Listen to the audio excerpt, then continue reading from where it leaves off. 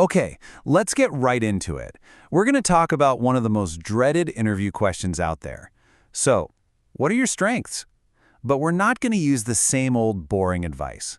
Instead, we're going to look at an ancient story that, believe it or not, holds the key to absolutely nailing that question. So, picture this. There's a village, and they're in big trouble. A massive, raging river has flooded, cutting them off from their food source. A whole harvest of yams on the other side. No yams, no food. The clock was ticking, and they needed a solution fast. So, who steps up first? Of course, it's the elephant. You know the type. He's big, he's strong, and he's convinced his brute strength is all that's needed. He just charges straight into the flood and gets tossed right back onto the shore. Total failure. His strength meant nothing against the river. And it wasn't just him. The leopard thought his speed would work. The buffalo thought his power would do the trick. One after another, all the strongest animals tried to solve the problem by themselves, and one after another, they were all completely defeated. It looked hopeless. But then, there's Anansi the spider. And here's where everything changes. While everyone else is staring at the obstacle, the big, scary river, Anansi is looking somewhere else entirely. He's looking at the forest, at the resources, at the solution hiding in plain sight. He wasn't focused on his own strength, but on the strengths all around him. And this is his brilliant plan. It has nothing to do with being the strongest. It's about being the smartest. He realizes the weaver birds have these incredibly strong vines. He knows the tortoise is a master of knots that never break. And he sees that the monkeys are agile enough to weave it all together. He was connecting the dots. And it worked. By bringing everyone's unique talents together, they built a sturdy bridge. The whole village was able to cross, get the food, and bring it back home. The village was saved. Anansi solved a problem no single animal could, not with brute force, but with a clever plan. After it was all over, the village chief said something that really gets to the heart of this. It's one thing to say you're strong. It's another thing entirely to know how to actually use that strength to get something done. That's the key. Okay, so let's connect this back to you. That interview you've got coming up, that's your raging river. It's the obstacle you have to cross. And that question, what are your strengths? Well, that's your moment to either be the elephant or be Anansi. Now, most people answer like the elephant. They just list off vague words. You know, I'm a hard worker. I'm a great team player. I have leadership skills. The interviewer has heard that stuff a million times. It's meaningless. Anansi's way is totally different. It understands what the interviewer really wants. They don't want a list of words. They're saying, show me the bridge you built. So, let's pause and think about that. What is the real question hiding behind what are your strengths? Because I guarantee you, it's not, please list some positive adjectives about yourself. It goes so much deeper than that. What they're really asking for is proof.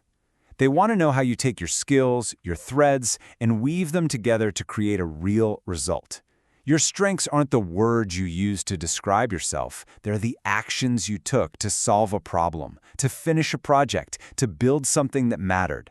They want your bridge story. Okay, so this sounds great in theory, right? But how do you actually do it? How do you prepare an answer that shows your bridge instead of just talking about your muscles?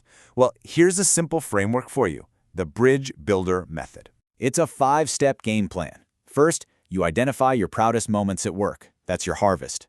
Then, for each one, you list out the specific things you did. Those are your vines. Step 3, and this is crucial, you give those actions a name, a skill. That's learning your knots. After that, you check your work with others, and then you're ready to present the whole thing as one compelling story. Let's just zoom in on step 3 for a second, because this is probably the most important part of the whole process. This is how you translate what you did into the kind of language that gets you hired. So maybe your story, your vines, is about that time you got 2 departments that hated each other to finally agree on a project. Well, the knot you learned is consensus building. Or maybe you took a project that was a total mess and got it over the finish line. The knot is organizing a chaotic project. See? The skill is now tied directly to a real, concrete story. And hey, here's a little modern-day hack for you.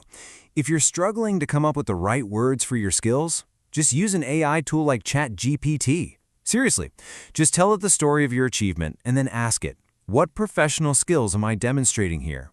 It's amazing at finding the perfect knots for your vines. All right, so you've done the prep, you've got your achievements, you know the actions you took, and you've named your skills. Now, it's showtime. You're in the interview and the question finally comes. Just remember the core idea here. Listing your skills is like handing the interviewer a pile of vines and rope. It doesn't prove anything. But telling the story of what you built with them, that's showing them the finished bridge. That's proof they can believe in. And here's the magic formula. It's so simple. You start by naming the skill you're not, and then you immediately launch into the story.